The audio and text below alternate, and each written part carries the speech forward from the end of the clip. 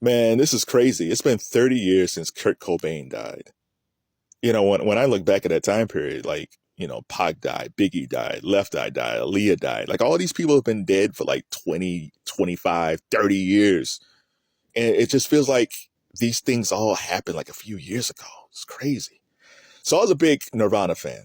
I'm not gonna pretend that like I was a big fan of Smells Like Teen Spirit at first. The first time I saw that video was on MTV. It was like 2 o'clock in the morning. And at that point, hair metal was still in. You still had dudes with teased hair and spandex pants running around. And I saw Smells Like Teen Spirit. It's like, these dudes are different. This is not hairband stuff. This is totally different stuff. But I didn't think anything of it. I said, okay, they're playing some new videos. But after I kept on hearing the song, it's like, man, this is actually pretty good.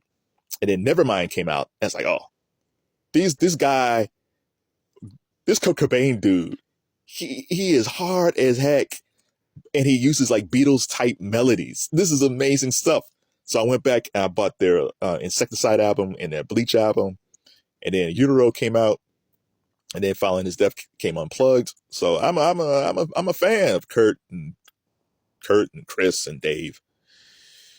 So my biggest regret in life, and I have a bunch of regrets. One of my biggest, though, I had a chance to see Nirvana perform in Akron in 1993, on Halloween 1993, and I didn't go. And I actually had a ticket. So here's story time. 1993, I'm part of the programming board at the University of Akron. Programming board, we're the ones who find the speakers and the musicians and the comedians who comes to the campus. And there's a big conference that we had to attend in Michigan. We would leave on Thursday, come back Sunday afternoon, and the concert was Sunday night. Bet. Great. I'll just come back, change my clothes, go to the concert. Thursday night we leave.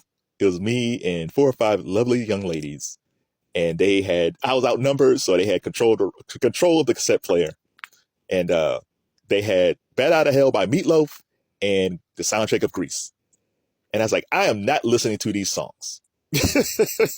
And by the time I came back, I knew "Bad Out of Hell" backwards and forwards, and I sang every song from Grease. So it kind of tells you how a person can change in a few days.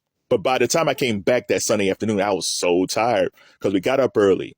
We stayed late. We negotiated prices. We was watching all these acts. We was watching, we debated who we wanted to bring. I was exhausted. And I said, I got this ticket, but I'm so tired. You know what? I'll just catch them when they come to Cleveland next time they come around. I said they'll be back. They'll be in Cleveland next time, but I'll just see them then. And they never came back because Kurt Cobain killed himself. Sidebar: hey, University of Akron, Nevada performed at the Jar Arena in 1993, and you still have the same gym. Please help your basketball teams out and get them a new arena. This is a PSA from an alumni. That's not fair for the coaches and those kids to play in a 40-year-old arena. So get it together. So Kurt dies. Kurt Loder on MTV News breaks the news. It was like the world just stopped. It was like, how in the world did this happen? Because there was a story that he tried to take himself out in Europe by overdosing, but they found him. And this time there was no coming back. And this dude was just such an amazing artist. But the crazy thing about this story is Dave Grohl. So Dave Grohl, he was working on the Foo Fighters album as a side project. Like the Talking Heads. Tom Tom Club was a side project of the Talking Heads. And Dave was working on this album. And if you ask Dave Grohl, would he have been happy just being the drummer of Nirvana for the rest of his life? I'm sure he would say yes.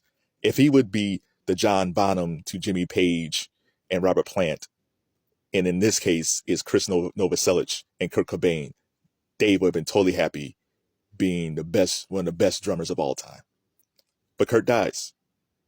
Long term, I'm sure Dave was just going to say, okay, I'm going to put out this album, and then I'm going to find another band to play with.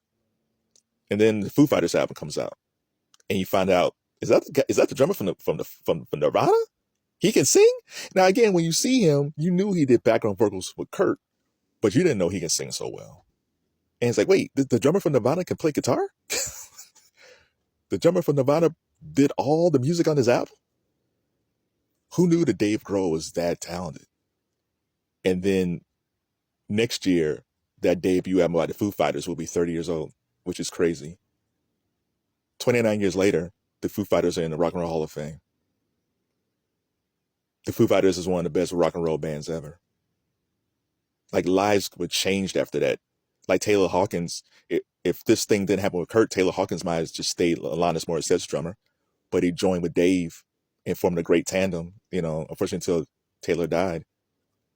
But Dave Grohl had an even bigger life after Kurt's death. But I'm sure if you asked him, he would rather have Kurt alive, because he not only lost a brother in arms, Kurt's and Courtney's daughter, Frances Bean, she didn't have a father. Because when Frances Bean died, she was only 20 months old, so she barely knows her father in a lot of ways. So the funny thing about Frances Bean, so we have to go back to Courtney. So a week after Kurt's death, Courtney's band Hole dropped Live Through This. And you can hear Kurt's influence all through that album. It was just hard, rough punk. Polished punk, but still punk. And then a few years later, Courtney made Celebrity Skin with Billy Corgan from Smashing Pumpkins. Still hard, but it's more polished, because the Pumpkins were more a polished, punkish type band versus Nirvana's rawness. And Courtney was in movies. She had an acting career. She did The People versus Larry Flint with Woody Harrelson. I think some people thought she should have been nominated for an Oscar. Life was good, and then it just all went off the rails. She was into drugs, partying too much. She lost her acting career. Making albums didn't mean anything anymore. And then Frances Bean ended up being raised by Kurt's mom and Kurt's sister from a time until Courtney got herself together. And now Frances Bean is married to Tony Hawk's son, Riley Hawk. And she's a very well-adjusted young lady. Given how much pain her father was in, that, and he took himself out, and how messed up her mom was, Frances Bean ended up being a very well-adjusted young lady. It's just like Haley, Eminem's daughter. Like, if anybody who remembers back in the day, like, her parents, Marshall and Kim, were not great. They were always going to court. Marshall was always writing songs how he was going to take out Kim, put her in a trunk, along with his mom, and was on drugs. But Haley, I think, graduated from college, and she's also well-adjusted. It's crazy when you see people like this where their parents are all totally screwed up, and how sometimes the kids actually end up being more adult than their parents. It's actually a messed up thing. So rest in peace, Kurt Cobain. You only had a few albums, but man, the mark you made on the world. Like, the beautiful thing about Nirvana was they changed the whole genre of music. Like I said, hair bands were in, and they had a chokehold on everything. It was tiresome, though. You got tired of these dudes running around in tights. And Nirvana just kicked that door down, and Pearl Jam followed them, and Alice in Chains, and Stone Temple Pilots, and Soundgarden, Temple of the Dog. Like, there was so many great bands that came out back then. And then you had Hole and the Breeders. Like, it's just so, man, it was such a good time. And I feel bad for the kids today because they don't have this type of rock. I'm sure on TikTok you can find bands that's really cool, or on YouTube there's bands that's really cool. But as far as like pushing the genre of rock and roll to the next level, there's never been a Nirvana since Kurt Cobain died.